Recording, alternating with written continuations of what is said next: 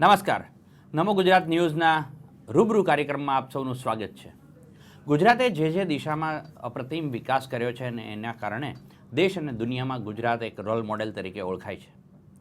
આપણે આજના રૂબરૂ કાર્યક્રમમાં જોઈશું કે ગુજરાતનો ઇન્ફ્રાસ્ટ્રક્ચરલ ડેવલપમેન્ટમાં કેવી રીતે વિકાસ થયો છે, વિકાસના મુખ્ય કારણો કયા છે, વિકાસનું સ્વચાલિત પરિબળ એવું કયું છે જેનાથી ગુજરાતનો વિકાસ દેશ અને દુનિયાની આંખોમાં અંજાઈ ગયો છે. આપણી સાથે વાત કરવા માટે આજે નમો ગુજરાતના સ્ટુડિયોમાં ઉપસ્થિત છે શેખરભાઈ પટેલ, જેઓ ટ્રેઝરર છે ક્રેડાઈ ઇન્ડિયાના, ઋષભભાઈ પટેલ, જેઓ પ્રેસિડેન્ટ છે ગાહેડના, અને Shri Jakshay Shah, national vice president છે ક્રેડાઈ ઇન્ડિયાના. આપ મહાનુભાવોનું નમો ગુજરાતના સ્ટુડિયોમાં સ્વાગત છે. આપણે શરૂઆત કરીશું શેખરભાઈથી. શેખરભાઈ, ગુજરાતમાં ઇન્ફ્રાસ્ટ્રક્ચર ડેવલપમેન્ટનો જે સબ્જેક્ટ છે, અપ્રતિમ વિકાસ છે ગુજરાતનો. દેશ અને દુનિયાની આંખોમાં આ વિકાસ એક કાજળની જેમ અંજાઈ ગયો છે. ચકાચૌંધ છે ગુજરાત. આજથી 10 વર્ષ પહેલાં ઇન્ફ્રાસ્ટ્રક્ચરલ ડેવલપમેન્ટ જેવું કોઈ માળખું કે સમજ લોકો સુધી નહોતી પહોંચી.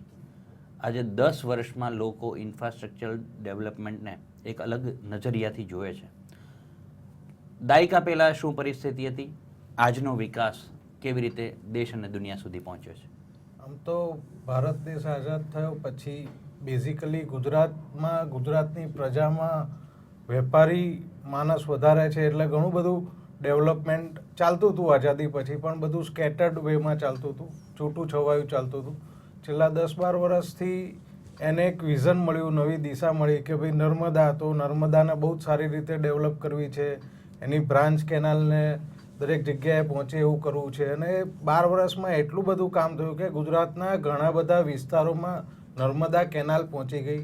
પહેલાં જે વર્ષમાં 1 પાક લેવાતો હતો, એના કારણે આજે નર્મદા કેનાલના કારણે 3 પાક લેવાતા થયા. એટલે છેલ્લા 7 વર્ષમાં તમે આમ જુઓ તો નેશનલ એવરેજ એગ્રીકલ્ચર ગ્રોથની 2%ની છે, જેની સામે ગુજરાતમાં એગ્રીકલ્ચર ગ્રોથ 10થી 12%નો છે અને એક કન્સિસ્ટન્ટ છે અને વધી રહ્યો છે. જ્યારે ગુજરાત એક આ બહુ મોટો બેનિફિટ થયો નર્મદા કેનાલ, એટલે એ ઇન્ફ્રાસ્ટ્રક્ચર સારી રીતે કરવું, એક નવી દિશા મળીને નવું વિઝન આવ્યું, એનાથી બહુ સરસ થયું છે. બીજું, ગુજરાતનો 1600 કિલોમીટરનો દરિયા કિનારો છે, પણ ઘણા વર્ષો સુધી એનો એવો ઉપયોગ થતો નહોતો. છેલ્લા 12 વર્ષમાં એવું નક્કી કરવામાં આવ્યું કે ગુજરાતનો આટલો સરસ દરિયા કિનારો છે, તો પ્રાઇવેટ સેક્ટરને આપી દેવું જોઈએ કે ત્યાં આગળ બધા સારું બધું ડેવલપમેન્ટ થાય. તો એ પ્રાઇવેટ સેક્ટરને દરિયા કિનારાની જગ્યાઓ આપી અને ત્યાં આગળ જે રીતે બધું ડેવલપ થયું છે, જે રીતે ગ્રોથ થયો છે. આજે ગુજરાતમાં કાર્ગો હેન્ડલિંગ, પહેલાં ઇન્ડિયાનું કાર્ગો હેન્ડલિંગ મોટાભાગે બોમ્બેથી થતું હતું. આજનું કાર્ગો હેન્ડલિંગ ઇન્ડિયાનું લગભગ 30થી 35% કાર્ગો હેન્ડલિંગ ગુજરાતથી થાય છે, જે બહુ મોટી વસ્તુ છે. કાર્ગો હેન્ડલિંગ થાય તો એ કાર્ગો ત્યાંથી દરિયામાંથી સામાન જમીન પર ઉતર્યો અને જમીન પરથી આખા દેશમાં જતો હોય, તો એના માટેનું રોડ નેટવર્ક જોઈએ. એ ગુજરાતમાં ઘણું સરસ હતું અને છે. પ્લસ બીજા નવા એટલા બધા સારા પ્રોજેક્ટ્સ થઈ રહ્યા છે ગુજરાતમાં કે જેનાથી આખું રોડ ટ્રાન્સપોર્ટ, સી ટ્રાન્સપોર્ટ અને એર ટ્રાન્સપોર્ટ, આ 3 વસ્તુના બેઝિક જરૂરિયાતો બધી છેલ્લા 10 વર્ષમાં ઘણી સારી રીતે ડેવલપ થઈ છે. એટલે આજે ગુજરાતની સામે જે લોકો જોઈ રહ્યા છે કે ગુજરાત આટલું બધું વિકાસ, આટલો ફાસ્ટ વિકાસ કયો થયો, એની પાછળ મૂળ વિઝન છે કે આ જે વિઝનથી બેઝિક ફેસિલિટી ગુજરાતમાં ક્રિએટ કરવામાં આવી. પાવર, તો પાવરમાં એવું છે કે કોઈ બી ઇન્ડસ્ટ્રીને 3 મૂળ વસ્તુઓની જરૂરિયાત હોય: પાણી, પાવર અને પોલિટિકલ વિલ. જે 3 વસ્તુ ગુજરાતમાંથી સારી રીતે મળી ગઈ. પાણી બી મળ્યું, પાવર બી મળ્યું, પોલિટિકલ વિલ હતું, જેનાથી બધા ક્લિયરન્સીસ પાસ થયા. એટલે અત્યારે ઇન્ડિયાની મોટાભાગની મોટી ઇન્ડસ્ટ્રી જ્યારે નવું કંઈક કરવાનું હોય ત્યારે એવું વિચારે છે, ફર્સ્ટ પ્રાયોરિટી ગુજરાતને આપે છે બિકોઝ ઓફ ધીસ ઇન્ફ્રાસ્ટ્રક્ચર. એટલે આ ઇન્ફ્રાસ્ટ્રક્ચર સારું હતું ગુજરાતમાં અને સારું થઈ રહ્યું છે, એના કારણે ગુજરાતનો સ્વાભાવિક છે કે અત્યારે ઇન્ડિયામાં નંબર 1 સ્ટેટ છે અને દુનિયામાં બી લોકો હવે ગુજરાતનો દાખલો લે છે કે ગુજરાતનું ઇન્ફ્રાસ્ટ્રક્ચર છે એવું ઇન્ફ્રાસ્ટ્રક્ચર અમારે કરવું છે. શેખરભાઈ, આપે કહ્યું કે ગુજરાતના ઇન્ફ્રાસ્ટ્રક્ચર જેવું અમારે બહારના દેશો એવું માને છે કે અમારે ઇન્ફ્રાસ્ટ્રક્ચર કરવું છે. જક્ષયભાઈ, હું આપને પૂછીશ કે વિશેષતાઓ શું છે જેથી દેશ અને દુનિયા પ્રેરાય છે કે ગુજરાત જેવું રોલ મોડેલ વિકાસ થાય? ગુજરાત ટ્રેડિશનલી દાયકા પૂર્વે એક વેપારી ટ્રેડિશનલ હબ હતું. ટ્રેડિશનલ હબ એટલે વેપારી માણસ કે નાના વેપારીનું એક હતું, પણ આ છેલ્લા દાયકાથી વેપારીને એક એની ઓળખ, એને એનું વેલ્યુ એડિશન, એને સમાજમાં વિશ્વમાં એની પ્રોડક્ટની માર્કેટમાં એ ઇન્ટરનેશનલી જે ગયો અને એને જે બિલીફ મળી, એને જે વિશ્વાસ મળ્યો, આ કન્ડ્યુઝિવ એન્વાયરમેન્ટથી એક વેપારીના જીન્સ તો હતા જ, વેપારી એના લોહીમાં વેપારીપણું હતું, પણ એને ગ્લોબલી જે વિશ્વાસ અને ગ્લોબલી એને વેલ્યુ એડેડ પ્રોડક્ટની જે એને કિંમતની જે ઓળખ થઈ એ ઓનલી બિકોઝ ઓફ આ 10 વર્ષના શાસનમાં નરેન્દ્ર મોદી સાહેબના શાસનથી જે PR થયો છે અને જેનાથી આ લોકોને ખબર પડી છે, એની જ આ આપણે ફળશ્રુતિ જોઈ રહ્યા છે. ધારો કે હું તમને એક ટ્રેડિશનલી તમને એક વાત કરું કે ગુજરાતમાં દરેક વસ્તુ થાય છે, પણ સ્કિલ અને અનસ્કિલ્ડ બંનેનો ફાળો અંદર ઇન્ડસ્ટ્રી પાછળ હોય છે. ઇન્ડસ્ટ્રીનો બેકઅપ એટલે કે એનું એજ્યુકેશન, હ્યુમન રિસોર્સ, એની પાછળ એને નો હાઉ, એનો જે ઇન્ડસ્ટ્રીના યુનિવર્સિટી પાછળ થઈ, એના સ્કિલ લેબરનું એને માર્ગદર્શન પૂરું પાડવાનું, એટલે ચેન જે પૂરી જે લિંક વિકાસ થતો હતો, પણ જે લિંક જે હતી ને, જે સિનર્જિક સક્સેસ, જે સિનર્જિક એફર્ટ જે કહેવાય ને, એ આમ વિઝનના હિસાબે થયું છે. ઇન્ડસ્ટ્રીને શું જોઈએ? માત્ર રો મટીરિયલ કે માત્ર ફાઇનાન્સ કે એનાથી નથી હોતું. ઓફકોર્સ એ બધાની જરૂર હોય છે, પોલિટિકલ વિલની જરૂર હોય છે, ઇન્ડસ્ટ્રીને એને ફાઇનાન્સની જરૂર હોય છે, કે એના બધા પરિબળોની જરૂર હોય છે, પણ અબાઉ ઓલ એને એક જોડે એન્વાયરમેન્ટલી એક સસ્ટેનેબિલિટી જોઈએ છે. ઇન્ડસ્ટ્રીને સસ્ટેનેબિલિટી, એ કન્ડ્યુઝિવ એન્વાયરમેન્ટ જોઈએ, એને એના બેકઅપ માટે રિસોર્સની ઉપરાંત એને એનો બીજો બધો બેકઅપ હ્યુમન રિસોર્સ જોઈએ. આ દરેક વસ્તુ જે પૂરી થઈ ને આ દાયકામાં, એના હિસાબે આપણે એક એપી સેન્ટર ગ્રોથનું બની ગયા ગુજરાતનો દાયકો. આ એટલા માટે આખા વિશ્વમાં એની અત્યારે ઓળખ થઈ છે. જક્ષયભાઈ, આપે કહ્યું કે એક ચેન બની છે આ સરકારના પ્રયત્નોથી. ઋષભભાઈ, કે તમને લાગે છે કે આ ચેનથી ગુજરાતનું એક બ્રાન્ડિંગ થયું છે વિદેશોમાં, અને એક જે પોઝિટિવનેસ હતી રાજ્ય સરકારની યોજનાઓની, જે રીતે ઇન્ફ્રાસ્ટ્રક્ચર ડેવલપમેન્ટનું વિઝન હતું, આ જે દાયકાની જે ફલશ્રુતિ જક્ષયભાઈએ કહ્યું એ રીતે એક બ્રાન્ડિંગ થયું વિદેશમાં, અને આજે વિશ્વના દેશો ગુજરાત તરફ આકર્ષાય છે, એવું ક્યાંય લાગે છે? આપણે જે સ્ટેટ તરીકે સરકારે બ્રાન્ડિંગ કર્યું છે, મારા મતે એનાથી એક બહુ વિશેષ મોટી વાત કરી છે, ડિલિવરેબલ્સ. આજે કોઈ પણ વાત ક્યારેય કોકને કરીએ, પણ એ ડિલિવર જો થાય સારી રીતે તો જ એ વાત વખણાય છે. આજે જે વાત વખણાય છે એ આપ જે પૂછી રહ્યા છો એનો જવાબ છે કે વખણાઈ કેમ છે. આ સરકારમાં જે પોલિસી બની, એ પોલિસીની પાછળ જે પણ કામ હાથે લીધું, એ એકદમ ડિટેલમાં વર્કિંગ કરી અને એના એન્ડ યુઝનો ઓપ્ટિમમ રિઝલ્ટ આવે એવું પ્લાનિંગ કરી અને અમલમાં લાયા, જેનાથી કોઈ પણ આ જે વાત થઈ એમાંના કોઈ પણ એક પ્રોજેક્ટની ડિટેલ લઈએ તો એ કન્સોલિડેટેડ સસ્ટેનેબિલિટી સાથે એડોપ્શનમાં આવે, એ અગત્યતાથી આ જે સ્ટેટમાં આ 10 વર્ષમાં કામ થયું છે એ વાત વધારે વિશેષ વખણાયેલી છે. ઋષભભાઈ, એમ કહી શકાય કે માઇક્રો પ્લાનિંગ થયું અને માઇક્રો પ્લાનિંગનું પદ્ધતિસર ઇમ્પ્લિમેન્ટેશન પણ થયું. માઇક્રો પ્લાનિંગ થાય તો જ સારું રિઝલ્ટ આવે. દરેક વખતે વર્લ્ડમાં ગમે ત્યાં પોલિસીઓ બનતી હોય છે, પણ એના ઓપ્ટિમમ રિઝલ્ટ નથી આવતા. એ આ સરકારમાં જે કન્વર્ઝન થઈને રિઝલ્ટ આવ્યા છે એનાથી જ આ બધો વેગ આવેલો છે કે દરેક વસ્તુની સસ્ટેનેબિલિટી, એન્ડ યુઝરના કન્વર્ઝન્સ, એ બધી વસ્તુને ધ્યાને રાખીને થયું, એટલે લોકોનો આપણા પર વિશ્વાસ બેઠો. એ આપણા લોકોનો આપણા પર તો બેઠો ને બીજા લોકોનો પણ આપણા પર બેઠો. એ આ સરકારની સારી પાસાની વાત છે. ઋષભભાઈએ કીધું કે સરકારની ઘણી પોઝિટિવનેસ છે, સરકારના જે પ્લાનિંગ હતા એને જે એની અમલવારી કરવામાં આવી એના ઉપર એમણે ફોકસ કર્યું. આપણે ફરીવાર આ ચર્ચા જારી રાખીશું, લઈશું એક નાનકડો વિરામ.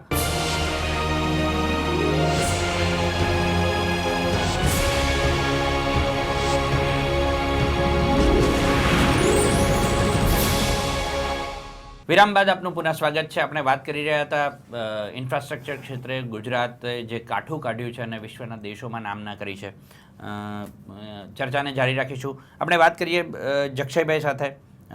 જક્ષયભાઈ, કોસ્ટલ એરિયા, લેન્ડ એરિયા અને જીડીપીનો ગ્રોથ કેટલો ઇન્ફ્રાસ્ટ્રક્ચર ક્ષેત્રે, ખાસ કરીને મુખ્ય કારણો કયા કયા છે કે ગુજરાતમાં આટલું બધું ઇન્ફ્રાસ્ટ્રક્ચર ડેવલપ થયું છેલ્લા 10 વર્ષના ઇતિહાસમાં?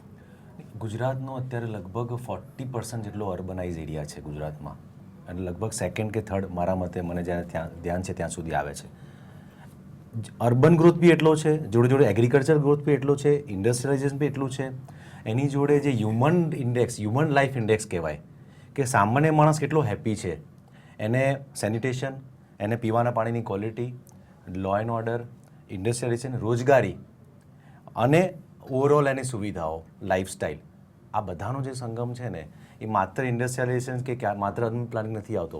મેં તમને આગળ બી વાત કરી એ રીતે કે કોઈ પણ ઇન્ડસ્ટ્રી કે કોઈ પણ એગ્રીકલ્ચરનો ફાયદો કોમન મેનને મળી રહ્યો છે. બધાને આજે તમે નાના નાના સેન્ટરમાં કે નાના નાના માણસને મળશો, કોઈ ઇન્ડસ્ટ્રી આવવાથી એનાથી આજુબાજુની ઇન્ડસ્ટ્રીને કેટલો ફાયદો છે. એક ઇન્ફ્રાસ્ટ્રક્ચર ઇન્ડસ્ટ્રી કે એક રિયલ એસ્ટેટ ઇન્ડસ્ટ્રી તમે ગણો તો એનાથી 200 જેટલી ઇન્ડસ્ટ્રીને એના પર ડિપેન્ડ કરે છે. રિયલ એસ્ટેટ ઇન્ડસ્ટ્રી અને ઇન્ફ્રાસ્ટ્રક્ચર આજે એગ્રીકલ્ચર પછીની સેકન્ડ લાર્જેસ્ટ ઇન્ડસ્ટ્રી છે.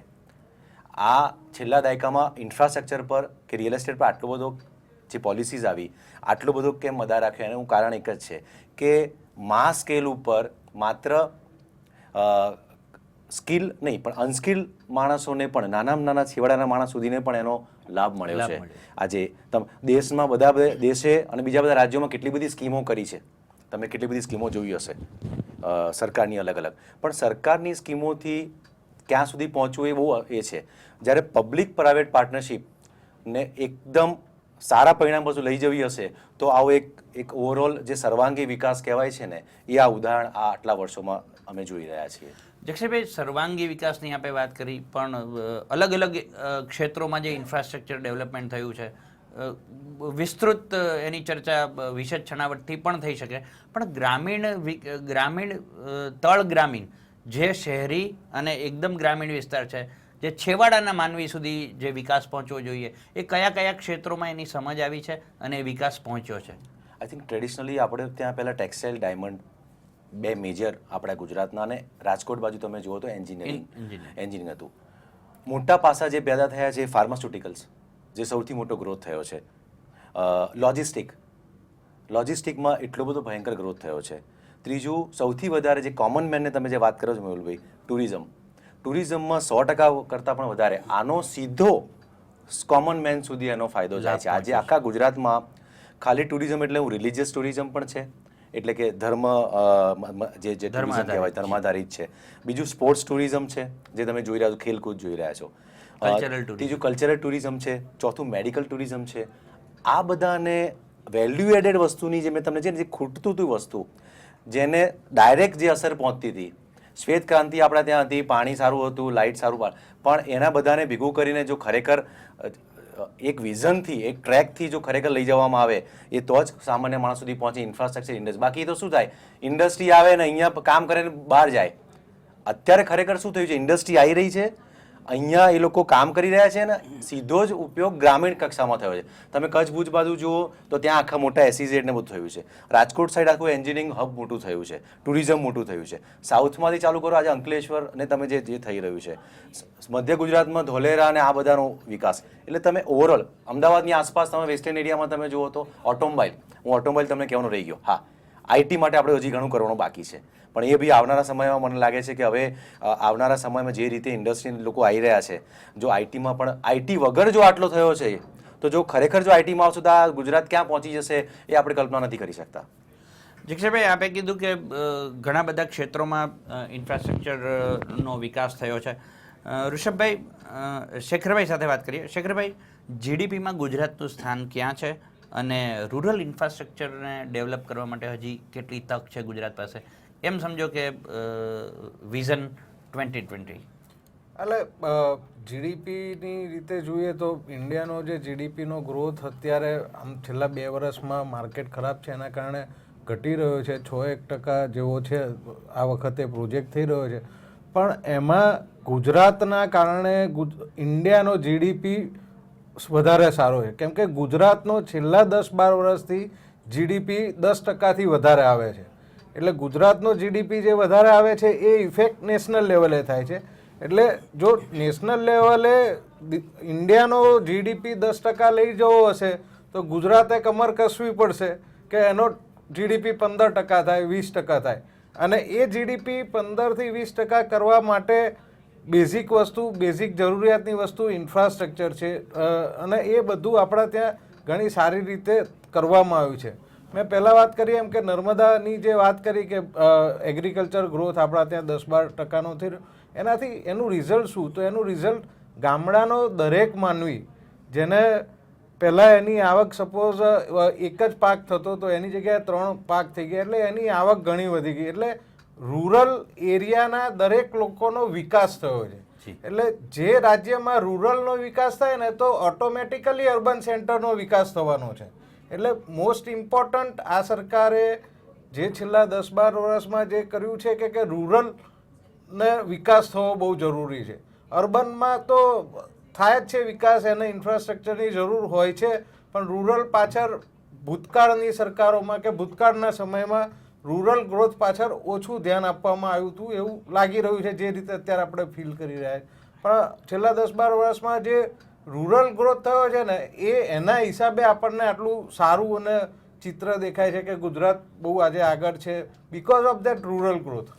શેખરભાઈ, જક્ષયભાઈ અને ઋષભભાઈ, આપની પાસેથી એક મંતવ્ય લઈશ. વિશ્વમાં મંદીના ડાકલા વાગે છે, વૈશ્વિક મંદી છે એવો ક્યાંયથી પણ એક હાવ ઊભો કરવામાં આવે છે.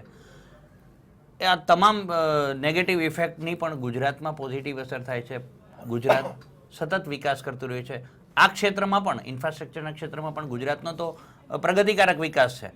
દેશ ભલે કે દુનિયા ભલે એમ કે મંદી આવી રહી છે, મંદીના ઓળા તમામ ઇન્ડસ્ટ્રી ઉપર પડે છે, ઇન્ફ્રાસ્ટ્રક્ચર ઉપર પણ એની મંદી બહાર જોવા મળતી હશે, ગુજરાતમાં જોવા નથી મળતી. એક ઓપિનિયન આપો. કે ગુજરાતમાં જે કહ્યું ને સર્વાંગી વિકાસ છે, રૂરલનો ગ્રોથ છે, અર્બનમાં ગ્રોથ છે, નાનામાં નાના માણસની આવકો વધી છે, અને આવક વધે એવા કારણો આપવામાં આવ્યા છે કે એવું ડેવલપમેન્ટ કરવામાં આવ્યું છે, એવું પોલિસી કરવામાં આવ્યું. જ્યારે નાનામાં નાનો માણસ ઉપર આવી રહ્યો હોય, આખો વર્ગ જ્યારે ઉપર એનું અપલિફ્ટમેન્ટ થતું હોય ત્યારે એને મંદીની અસર થતી નથી. જક્ષયભાઈ, આપનું મંતવ્ય.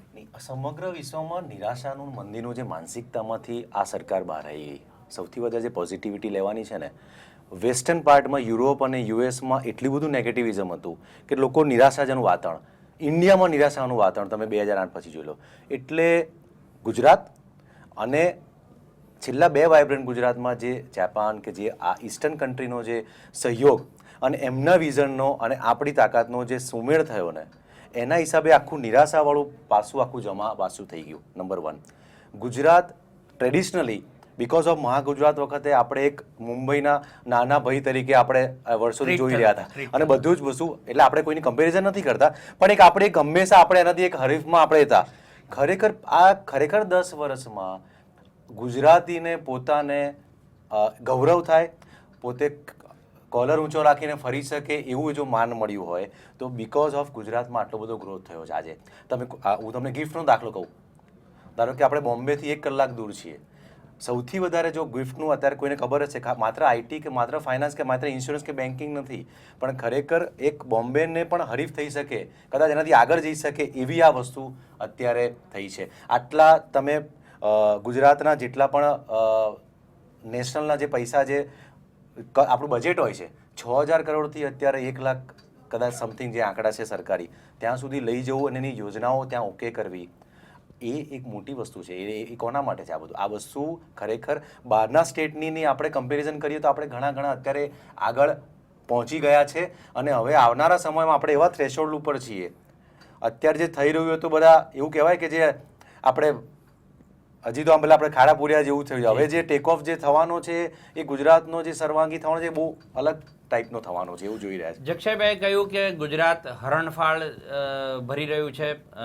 વૈશ્વિક મંદી છતાં ગુજરાતને માનસિક અસર એની નથી થઈ, અને એ માનસિક અસરે ગુજરાતના ટેમ્પોને જાળવી રાખ્યો છે અને વિકાસની એક નવી કેડી કંડારી છે. લઈએ એક નાનકડો વિરામ, ચર્ચાને આગળ ધપાવીશું.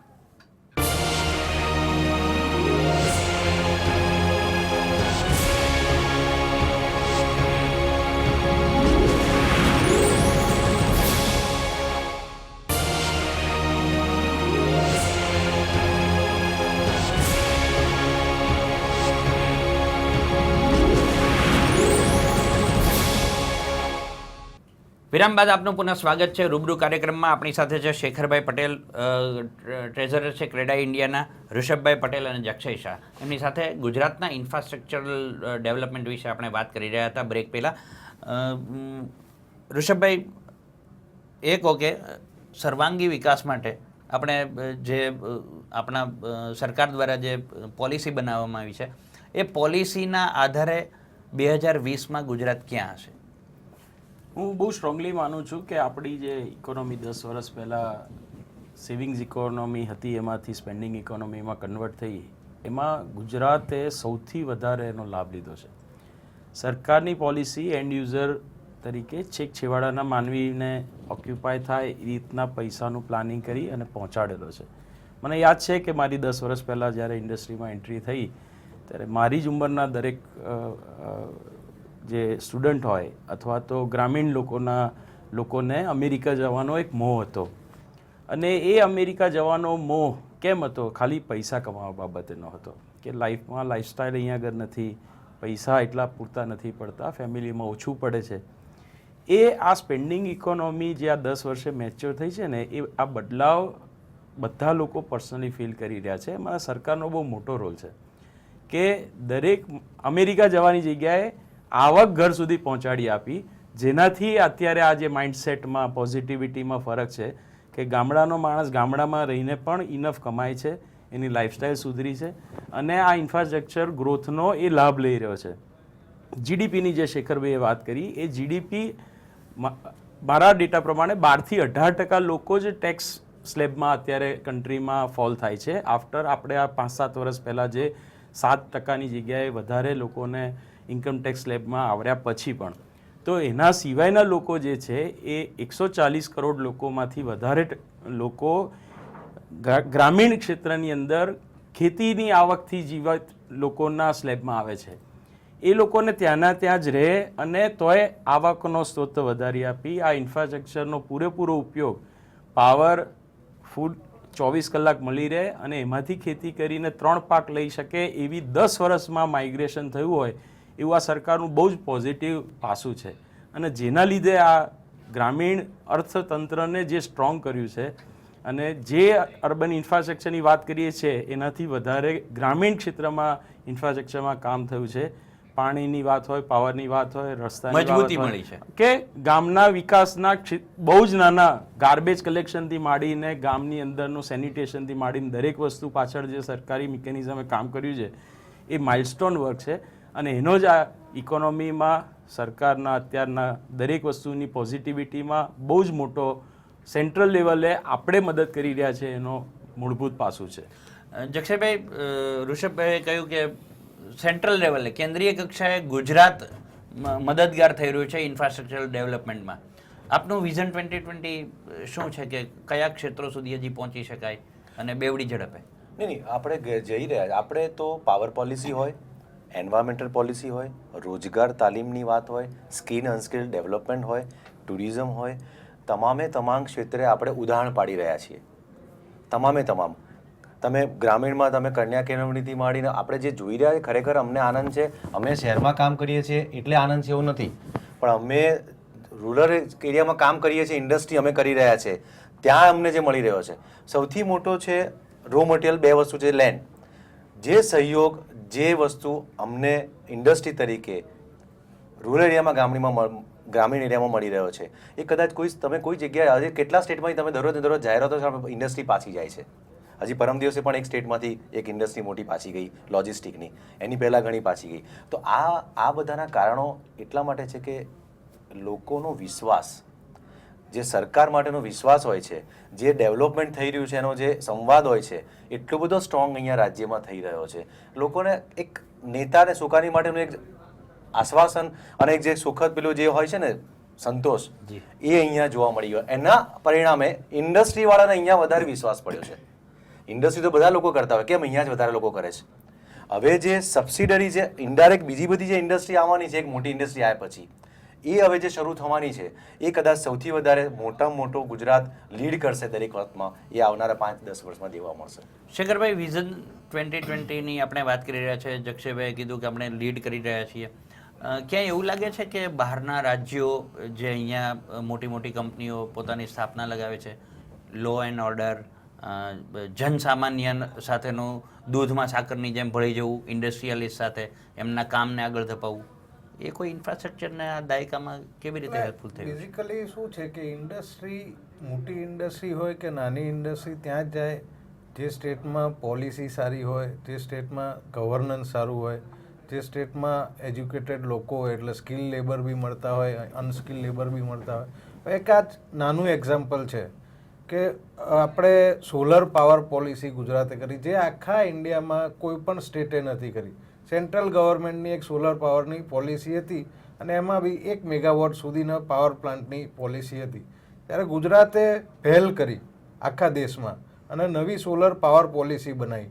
એ પાવર પોલિસી થઈ તો તરત જ આખા ઇન્ડિયામાંથી 500 મેગાવોટ સોલર પાવર કરવા માટેના MOU સાઇન થયા, ઇમ્પ્લિમેન્ટેશન થયા અને આજે ગુજરાતમાં 300 મેગાવોટનો સોલર પાવર ચાલુ થઈ ગયો છે, જેટલો આખા ઇન્ડિયા ભેગા થઈને 300 મેગાવોટ સોલર પાવર નથી. રેટ ઘટાડ્યા નથી છતાં આખા ઇન્ડિયામાં ભેગા થઈને 300 મેગાવોટ સોલર પાવર નથી. એટલો સોલર પાવર ગુજરાતમાં.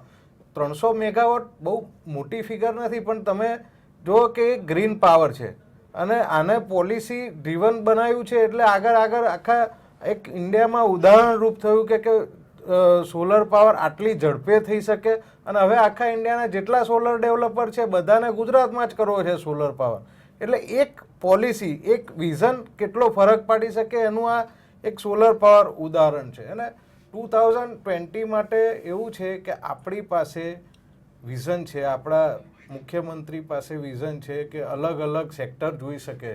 આ સોલર એટલે એમણે જોયું કે ભવિષ્યમાં પોલ્યુશનના પ્રોબ્લેમ થશે, આ થશે, એટલે પહેલાંથી સોલરનું કર્યું. ન્યુક્લિયર પાવર માટે બી એ ખૂબ જ પોઝિટિવ છે. બીજી એવી ઘણી બધી વસ્તુઓ છે કે જેમાં આપણા ત્યાં પોઝિટિવ પોલિસી છે. એટલે પોઝિટિવ પોલિસી છે એના કારણે 2020માં આજે જેમ કદાચ એવું કહેવાતું હશે કે ગુજરાત ને મહારાષ્ટ્ર કોમ્પિટ કરી રહ્યા છે પહેલા નંબર, બીજા નંબર, ત્રીજા નંબર માટે. પછીથી મને એવું લાગે છે કે જે રીતે આપણે આગળ વધી રહ્યા છીએ અને જો આની આ જ વસ્તુ કન્ટિન્યુ રહી આવતા 10 વર્ષ સુધી તો કોઈ કોમ્પિટિશન નહીં હોય. જેમ ફિલ્મ ઇન્ડસ્ટ્રીમાં કહેવાતું હતું એક વખત કે અમિતાભ બચ્ચન નંબર 1 અને પછી બીજા બધા 11થી ચાલુ થાય, એમ ગુજરાત નંબર 1 હશે અને બીજા બધા સ્ટેટ 11 નંબરથી ચાલુ થશે. શેખરભાઈએ કહ્યું કે ગુજરાત નંબર 1 હશે, બીજા રાજ્યો એની પાછળ 1 થી 10ના ક્રમાંકમાં પણ શેખરભાઈ લગભગ નહીં ઊભા હોય, સીધો 11મા નંબરથી એમનો ક્રમાંક ગણતરીમાં આવશે. આપણે વાત કરીએ તો ભારતની સરખામણીમાં ગુજરાતમાં ઇન્ફ્રાસ્ટ્રક્ચર ડેવલપમેન્ટ જે રીતે છે એની પાછળ એક વિઝન છે અને વિઝન 2020 એ કહે છે કે ગુજરાત અપ્રતિમ ગતિથી આગળ વધી રહ્યું છે. આપણે આભાર માનીએ આપણા ગેસ્ટનો. શેખરભાઈ પટેલ આપનો આભાર, ઋષભભાઈ આપનો પણ આભાર, જક્ષયભાઈ આપની સાથે ચર્ચા કરી આપનો આભાર. તો ગુજરાતનું ઇન્ફ્રાસ્ટ્રક્ચર જે રીતે આગળ વધી રહ્યું છે આપણે જોયું રૂબરૂ કાર્યક્રમમાં. નવા એક વિષય સાથે ફરીવાર મળીશું રૂબરૂ કાર્યક્રમમાં. ત્યાં સુધી રજા આપશો. જોતા રહો નમો ગુજરાત. નમસ્કાર.